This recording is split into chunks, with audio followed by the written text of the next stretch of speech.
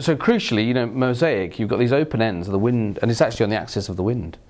So the wind just kind of whistles through there, and that's what makes it so uncomfortable. So here we've got a north-south thing, and the wind's mostly coming from this direction or this direction. And first of all, we've got a kind of complete enclosure.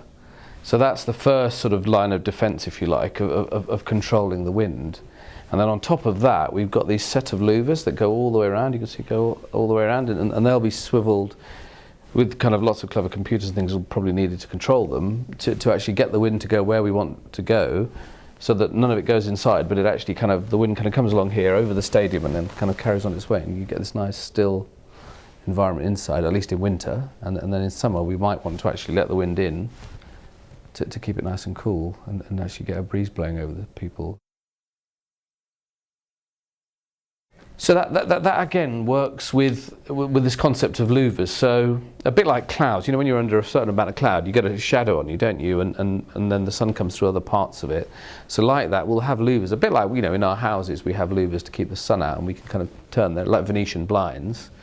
We can turn these, so not dissimilar to these, but they're working in a different way. So we'll have louvers underneath this roof that actually, are at the right angle, so that the sun, when it's high in the summer, gets blocked.